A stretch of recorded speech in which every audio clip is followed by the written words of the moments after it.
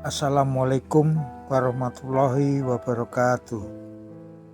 Salam damai sejahtera untuk kita semua. Om Swastiastu, Namo Buddhaya, salam kebajikan. Jangan pernah melupakan sejarah atau jas merah. Nasional, dana JPS, suara protes dari penjaringan. Dana JPS tak beres penyalurannya. Bank Dunia akhirnya menunda pinjamannya. Matahari mengelus ubun-ubun di penjaringan. Itulah salah satu kawasan padat penduduk sekaligus kantong kemiskinan di Jakarta Utara. Sebagian besar warganya sehari-hari mencari makan sebagai pemulung, tukang becak, buruh bangunan, dan buruh rumah tangga. Mereka tinggal di rumah-rumah papan yang hampir berimpitan. Menelusuri kawasan ini, orang harus melewati lorong-lorong yang lebarnya tak lebih dari 1 meter. Berjalan pun mesti sedikit menunduk. Di samping lorong pakaian lusuh banyak dijemur. Kesanalah pekan silam Country Director Bank Dunia di Indonesia yang baru, Mark Baird, berkunjung. Baird belum genap sebulan menggantikan pejabat sebelumnya, Dennis Detroy.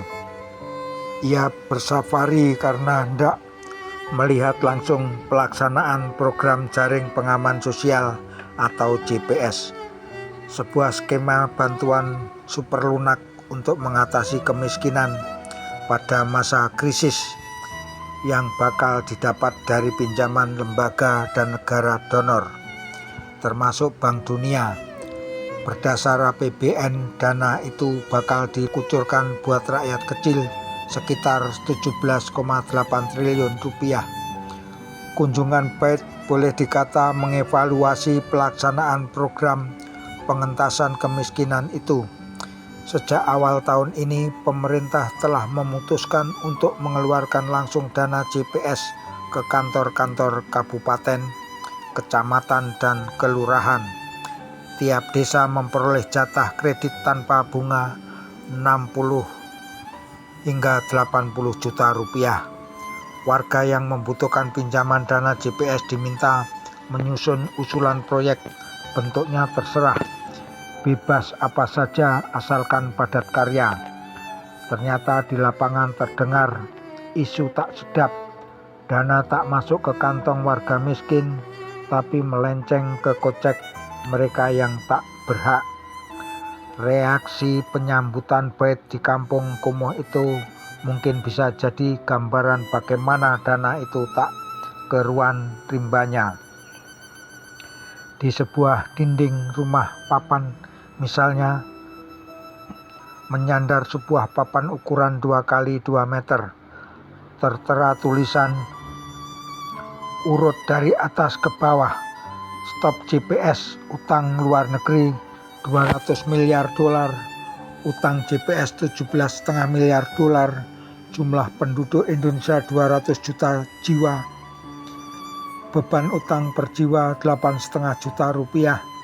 Entah siapa yang memasang papan bercat merah putih itu, tapi Baird yang datang dengan Wardah Hafiz dari LSM Konsorsium Penduduk Miskin Perkotaan dan serombongan wartawan senyum-senyum saja melihatnya.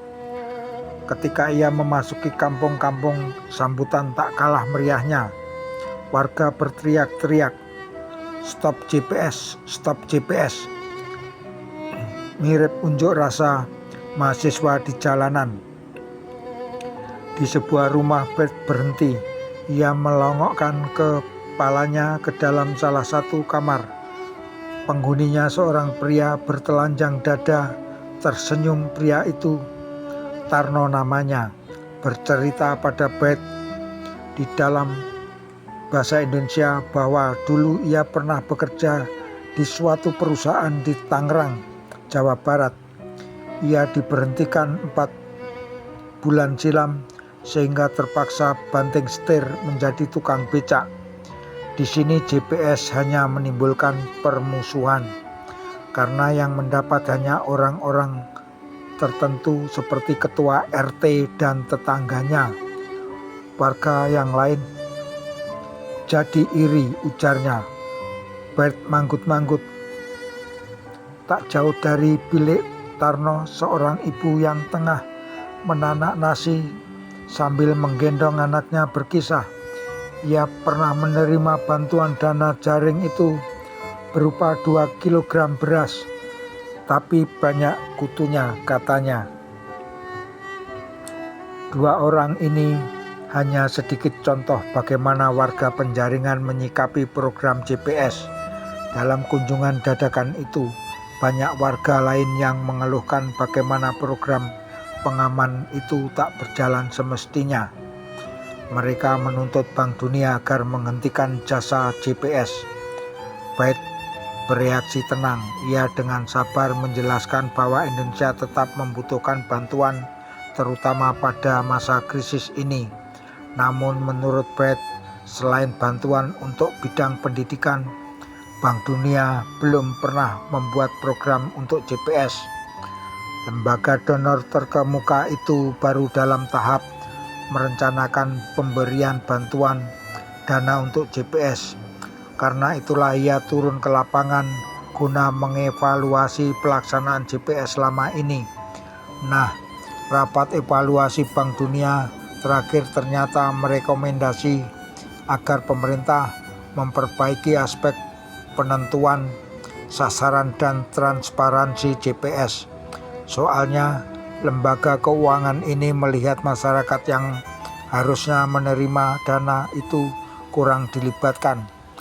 Mereka umumnya belum tahu persis soal program bantuan ini, tutur Andrea Silverman, Koordinator Pengembangan Sosial Bank Dunia Indonesia.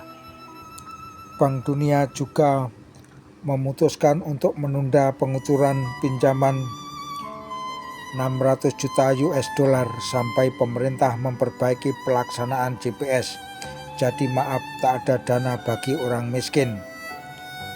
Wicaksono Wenceslaus Manggut, Tempo 26 April 1999, halaman 26.